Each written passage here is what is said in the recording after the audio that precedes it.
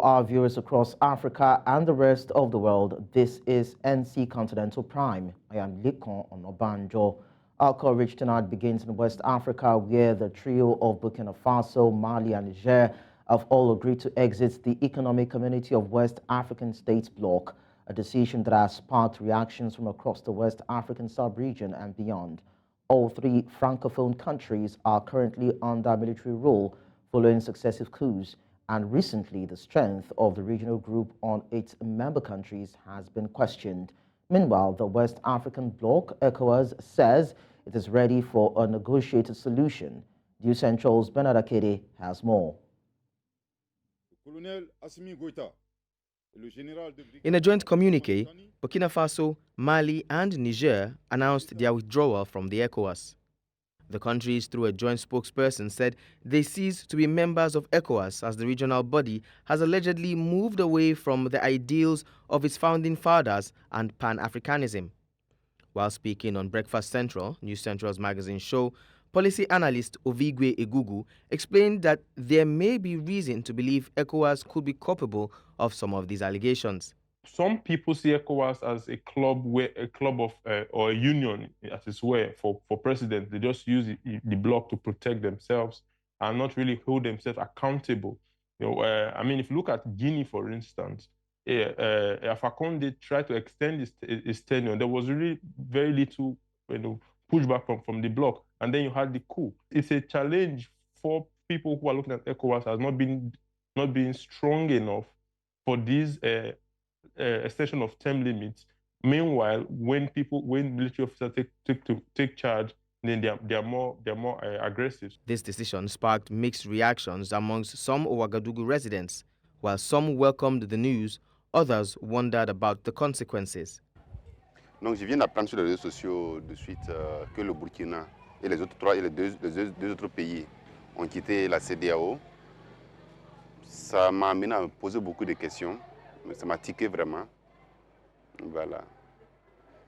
L'une de ces questions, est-ce que vraiment ils ont pensé peut-être aux conséquences?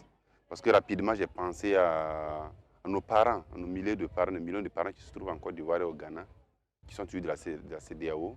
Mais bon, même s'ils vont s'isoler, tout ça, c'est comme ça. Tout ça, au début, ça ne peut pas être facile. Voilà, ça va être comme ça. Et puis, on espère que ça va être bien. On the other hand, hundreds of people took to the streets of Niamey in Niger to celebrate the announcement made by the military regime in the three countries. Nous sommes libérés de cette CEDEAO-là.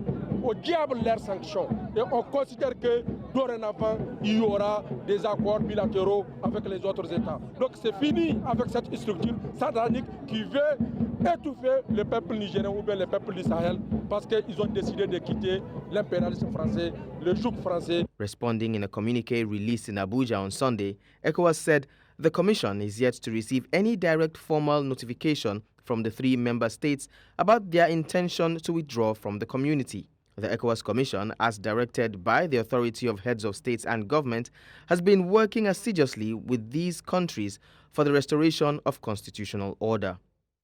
The whole of Africa, and indeed the rest of the world, will be observing this standoff between the three countries and ECOWAS to see if the bloc will be able to get back its members or if the trio will forge allegiance with countries outside the bloc. But regardless of how this swings, the results may be consequential. In Lagos for News Central, I'm Bernard Akede.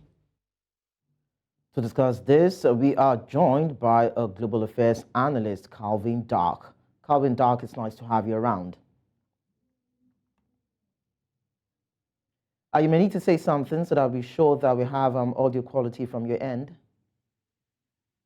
Yes. Hello. Good to be here. Can you hear me? Okay, yes, we can hear you now. So in our report, some Nigerians said that they are happy that these announcements by the three West African states has come at this time, while some citizens of Niger say that did they actually think it through before coming up with that decision? So looking at these countries' security architecture, their economy, politics, and their social well-being, do you think that the withdrawal from ECOWAS will exert some influence, either positively or negatively on these countries?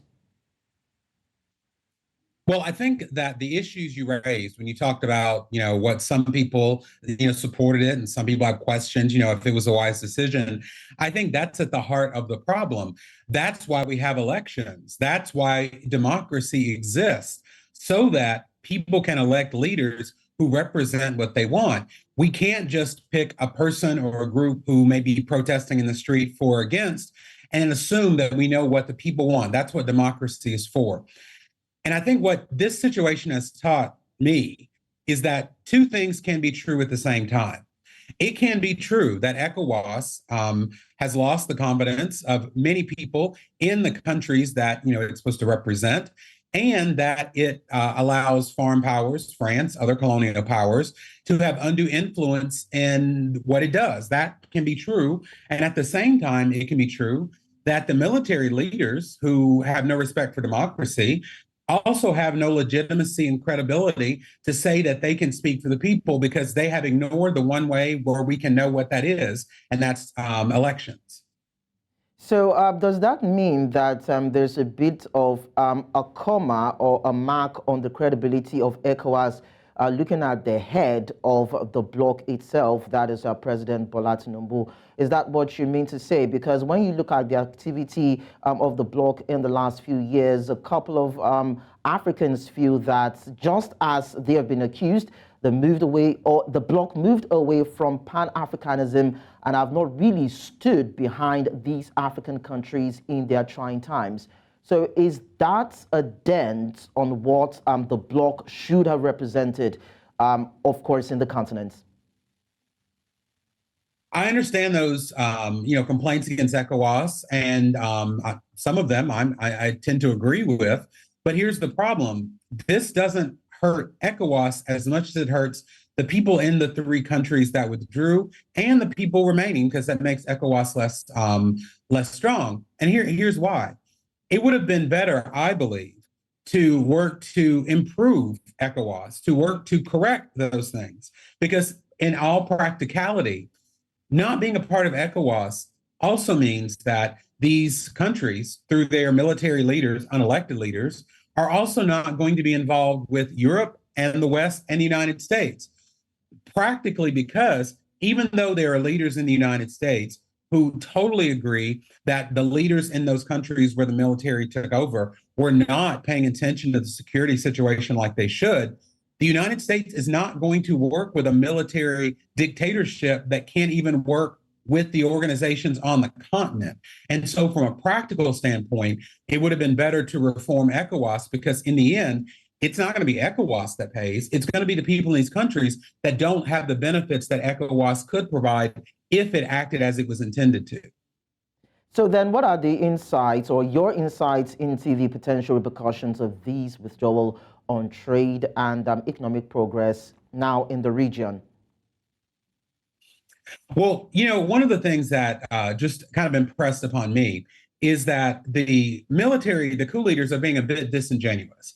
If you read their statement, if you read the comments, they make it seem as if their countries want to not be involved with international institutions or the West or European powers or superpowers, that they want to build themselves, for themselves, for their people. But that's not true. These military leaders have cozied up to Russia. Why? Because they want to be partnered with a superpower. They just don't want to be partnered with former colonial powers, which I totally understand. But from a practical standpoint, I think the people in these three countries need to ask themselves, what is the best future for them? Is it a future without the support of Europe, the West, the United States? Or is it better to have a future where they are completely aligned and their destinies are aligned with Russia, which makes cooperation with the United States difficult to impossible? So I think that those are the practical questions that the people in these countries have to answer. But the way that they answer them is through elections and democracy, and that has to happen first. Yes, and of course, just as you had said earlier, a lot of questions have been raised about the legitimacy of these military leaders, most especially as they came into power, which is through a coup. So could the decision to withdraw potentially contribute to heightened political instability in the Sahel? Yes, I think it could, because one of the reasons why the Constitution, the guidelines of ECOWAS explicitly stated what the response should be in the case of undemocratic changes of power was to try to ensure that member countries respected the rule of law and democracy in their countries. And let's say, for example, that these states are able to form their own alliance, or maybe the solution they're able to work out with ECOWAS kind of ignores or glosses over the undemocratic way that they took power. That does not bode well for the region, because then it says that, for example, political stability, democracy comes second to potential economic prosperity. And I don't think that in the long term that's good for anyone in the region. So finally, a lot of people feel that these new quests of these West African countries is stemming from the strength they are hoping to draw from the ties they're hoping to secure with Russia. Now, they've told Germany to leave, they told France to leave. They don't want to have anything to do with the West. And we don't even know if they're hoping to stretch that bilateral tie to China. So do you think that would help them in any way to bring about economic prosperity that you mentioned, and probably strengthen their security? On the security question, I wouldn't trust Putin and Russia with my security, given what they're trying to do in Ukraine. But now, speaking just economically with China and Russia, there are economic benefits, particularly with China. It comes with huge economic costs. But the reality is that these countries have to make a choice. Is their future going to be locked in with the Russias and Chinas of the world, or with the Europes and the United States of the world? And one thing just about that, President Biden has been trying to do a lot to strengthen U.S. relations across Africa, because they have not been at the level they should be, particularly economically. And it's going little by little. I wish it would go faster. But if these countries continue to grow closer to Russia and China, that makes even those efforts even more difficult, and which I don't believe is the best for U.S.-Africa relations for the long term. Calvin, Doug, thank you so much for sharing your thoughts with us. Thank you. In a related development, hundreds of people have taken to the streets of Niamey to celebrate the announcements made by the military regimes in Burkina Faso, Mali, and Niger on their immediate withdrawal from the West African Bloc, ECOWAS. The Prime Minister, appointed by Niger's regime on Thursday, blasted ECOWAS for bad faith after the bloc largely shunned a planned meeting in Niamey. ECOWAS blamed an aircraft technical fault in Abuja for the cancellation of its mission to Niger. Nous sommes là parce que c'est une demande des peuples des États du Sahel pour sanctionner la CEDEAO qui à l'origine était partie pour être une CEDEAO des peuples, mais qui s'est avérée être un instrument au service de l'impérialisme français. Nous sommes libérés de cette CEDEAO-là. Au diable leurs sanctions. Et on considère que dorénavant, il y aura des accords bilatéraux avec les autres États. Donc c'est fini avec cette structure satanique qui veut étouffer le peuple nigérien ou bien le peuple du Sahel parce qu'ils ont décidé de quitter. We now head to Nigeria, where Rivers State Governor Siminalayi Fubara has warned the newly appointed Chief of Staff and Commissioners not to use their new position to stalk or antagonize perceived political enemies. Governor Fubara gave the warning shortly after swearing in the Chief of Staff, a government house, and 5 special advisors at the executive chambers of the government house in Port Harcourt on Monday. The governor noted that the purpose of governance was to render services even in the face of difficulties.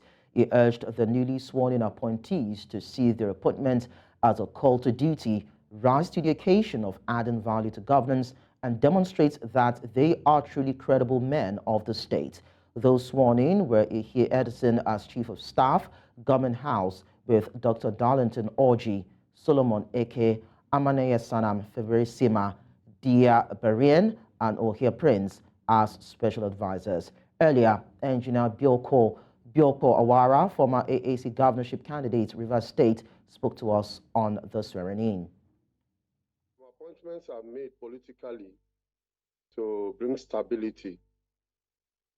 As opposition, we are not happy with the Supreme Court ruling, but we just have to accept it for the sake of Rivers State. for Rivers State to be one.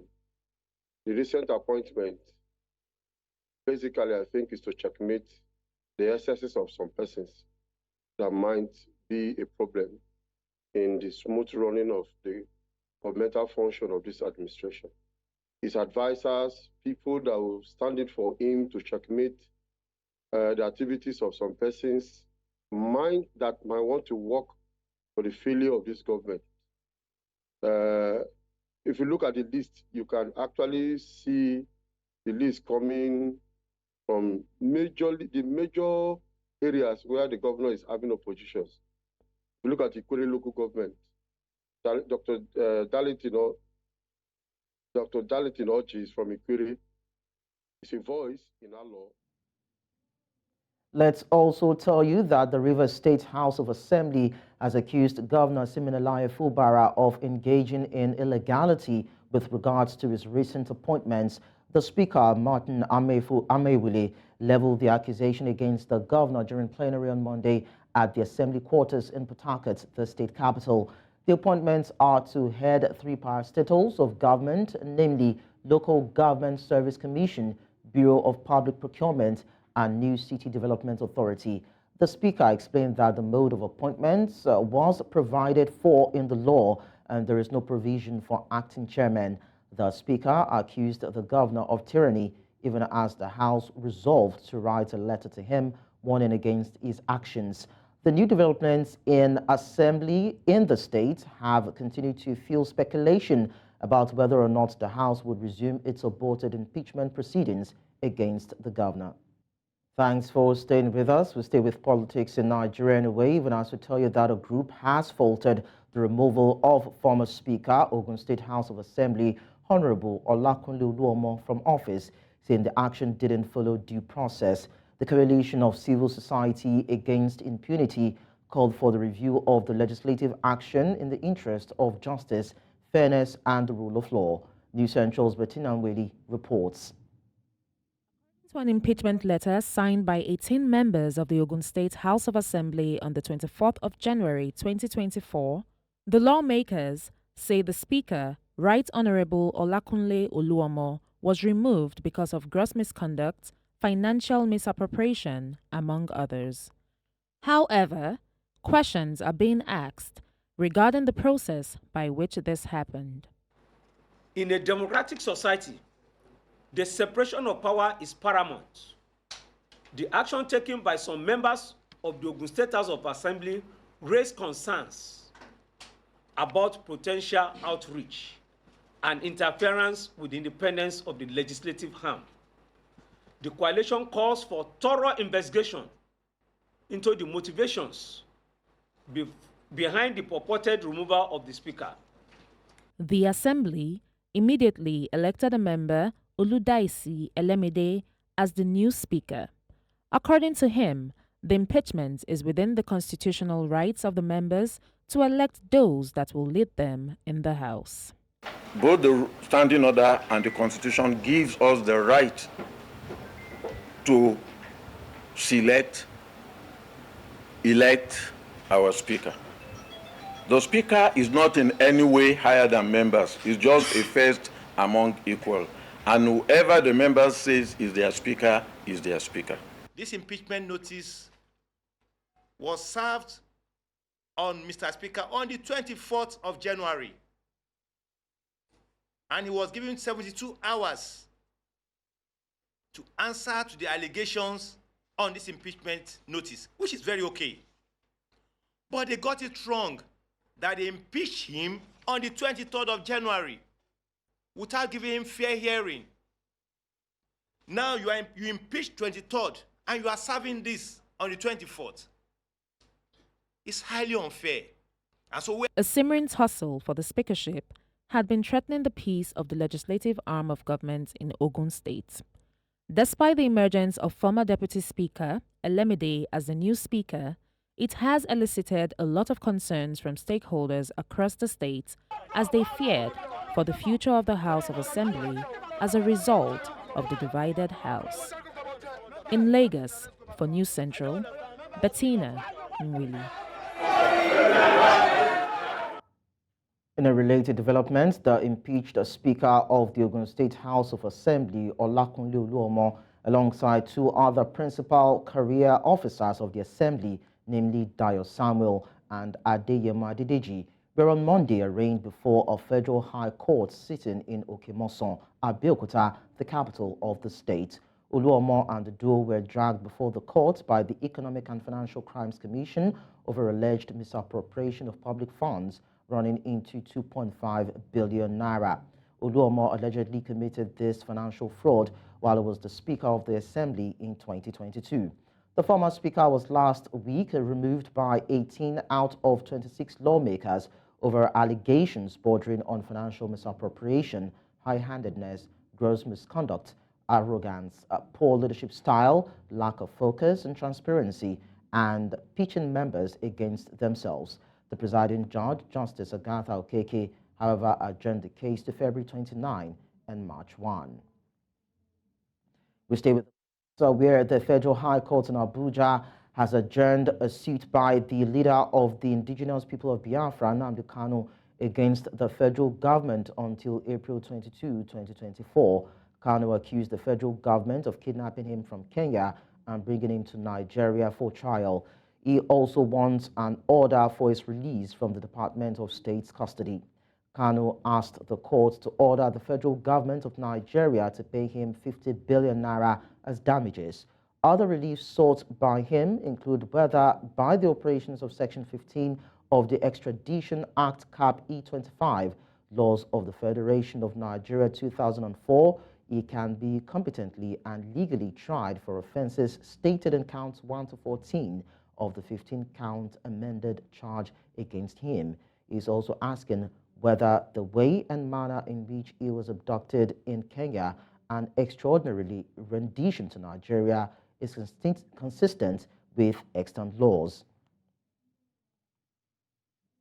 Staying with court matters still, Nigeria's Supreme Court on Monday reserved judgment on an appeal the All Progressives Congress and its candidate, Senator Aisha Dahiru, popularly known as Binani, filed to challenge the outcome of the governorship election that was held in Adamawa State on March 18. A five-member panel of the Apex Court, led by Justice Inyang Okoro, adjourned the matter for judgment after all the parties adopted their final briefs of arguments. The appellants, through their legal team, headed by Chief Akinolu Jimmy, SAN, prayed the court to sack Governor Ahmadu Fintiri of Adamawa State from office. They urged the Supreme Court to set aside the concurrent verdicts of the Court of Appeal and the Adamawa State Governorship Election Petitions Tribunal, which upheld Fintiri's re-election. Binani maintained that she polled the majority of valid votes cast at the election and was validly declared the winner by the state's resident electoral commissioner. We now turn our attention to security matters, where the Nigerian Navy ship Pathfinder in Port Harcourt, Rivers State, said its personnel arrested 11 suspected oil thieves in Kakrama Creeks in the Saratoga local government area of Rivers State. The Navy said the suspects were arrested while in a wooden boat laden with equipment used in the construction of an illegal refining site. The commander, NNS Pathfinder, Commodore Desmond Ido, disclosed this while parading the suspects and the items before newsmen in Port Harcourt on Monday, before handing them over to personnel of the Nigerian Security and Civil Defense Corps. Commodore Ido said the items, including 20 gas cylinders, were carefully concealed in a boat to ward off the eyes of operatives. Further findings revealed that the suspects were conveying the items to Billy General area in the Gema local government for the construction of an illegal refining site.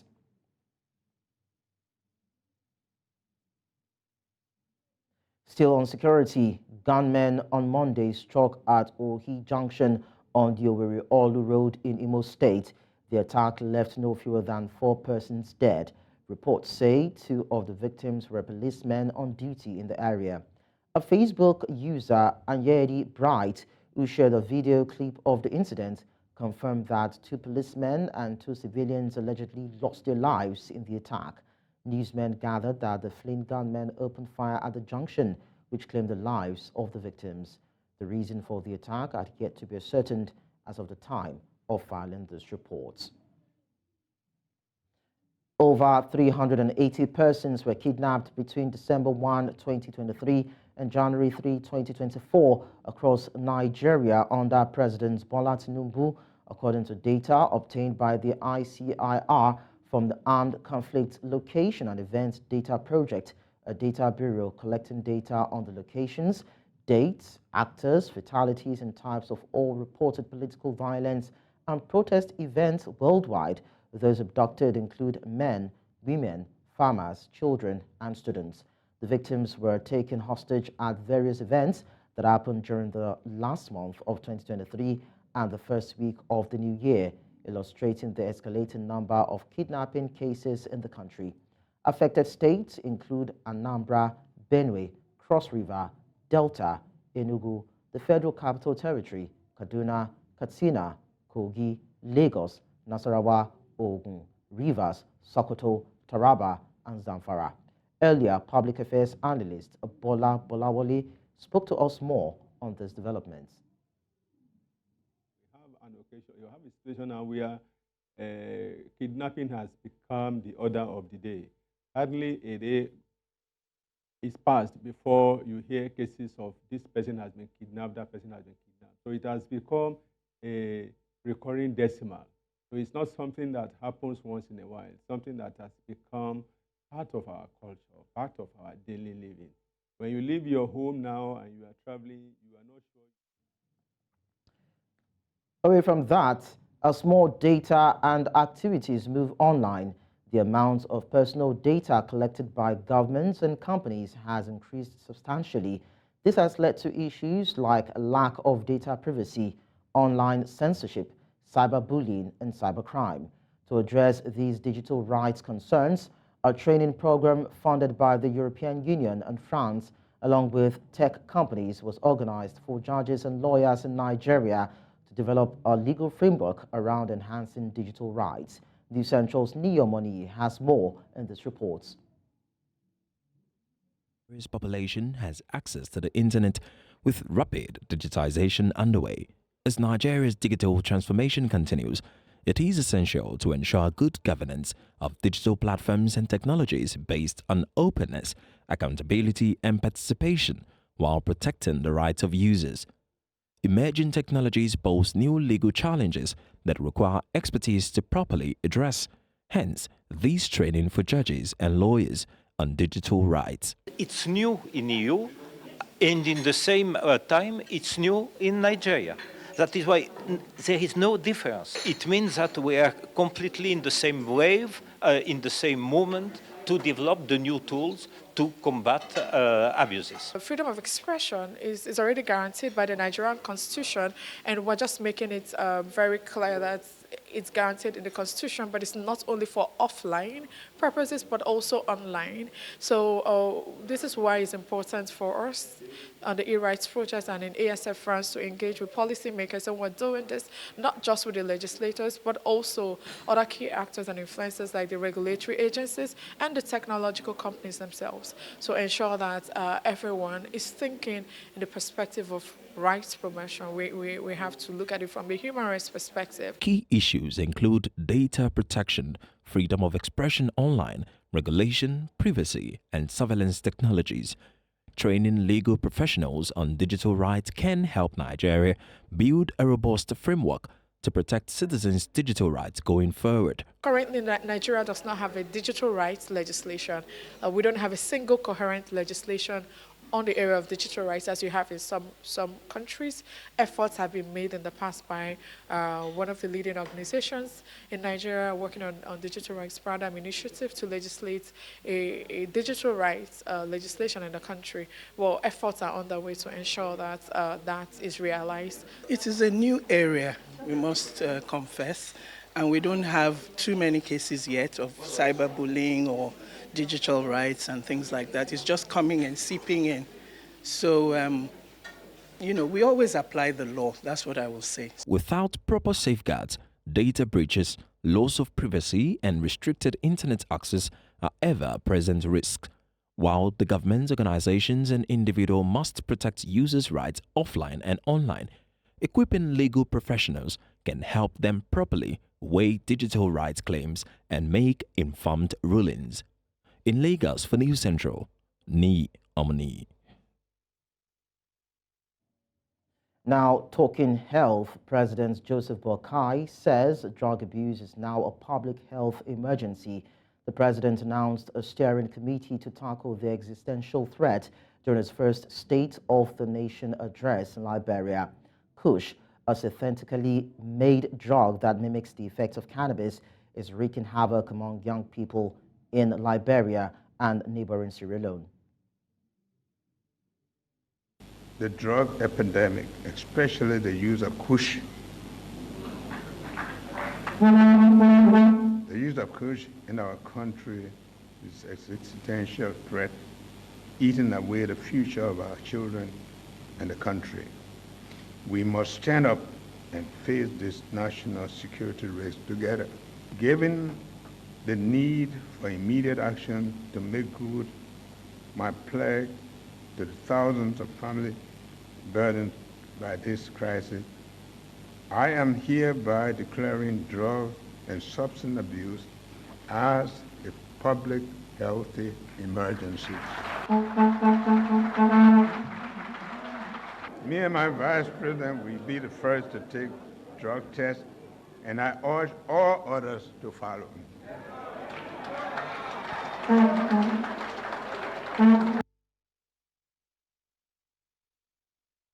NC Continental Prime continues in the east of the continent, where the United Nations says on Monday that fighting between rival communities in a disputed region claimed by both Sudan and South Sudan has killed 54 people, including 2 UN peacekeepers.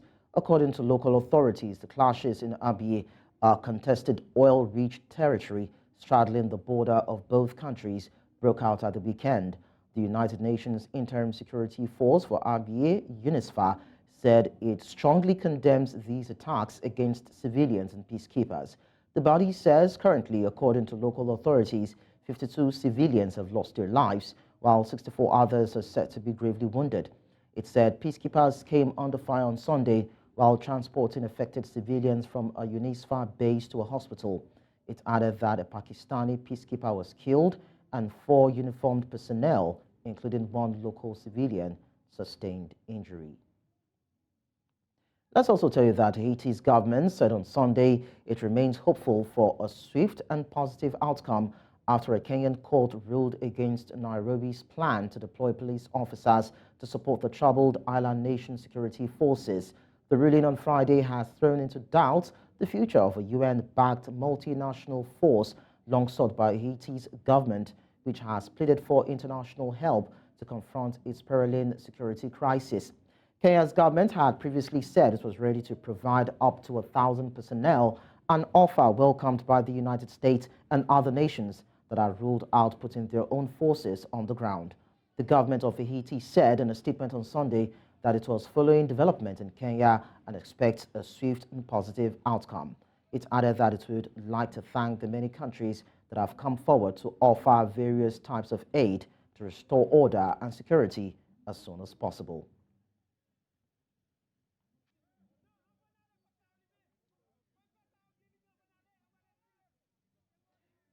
We now bring you business stories with Perpetua Fasumi Peters.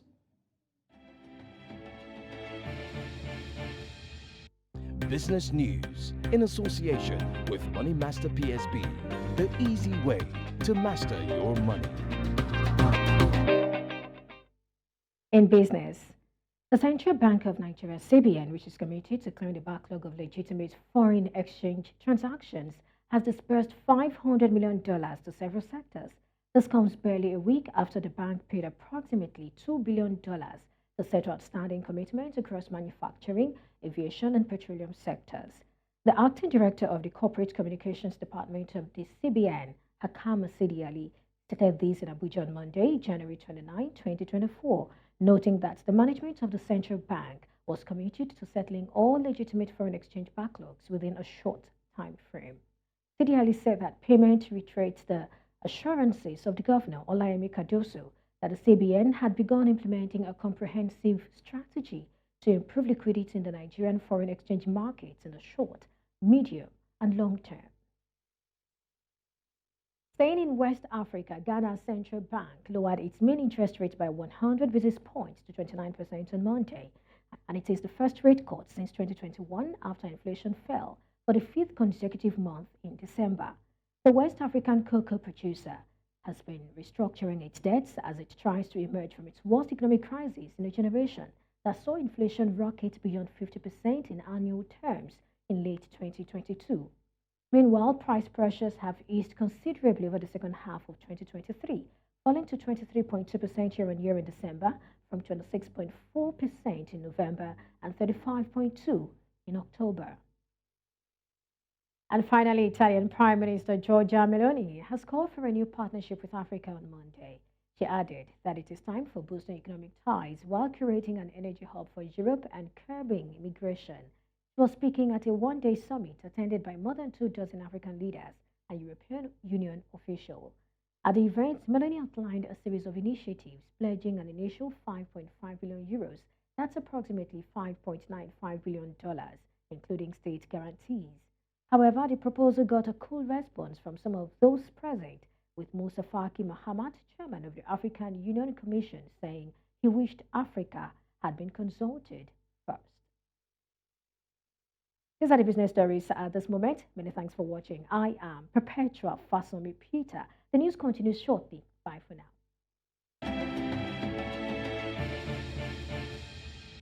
Business News in association with Money Master PSB, the easy way to master your money. And that's all at this hour. But before we go, let's take another look at some of our major stories. Reaction trailed exit of Burkina Faso, Mali, and Niger from ECOWAS as Bloc looks for negotiated solution. United Nations says 54 people were killed in clashes in disputed region between South Sudan and Sudan. And we told you that South Africa's political landscape heats up as ANC suspends Zuma. You send your eyewitness report to the WhatsApp number on the screen. You can follow us on social media. We are at News Central TV. You can also watch News Central live on DSTV channel 422, Star Times channel 274, Avo TV and YouTube. Many thanks for watching. I am Lekon Onobanjo.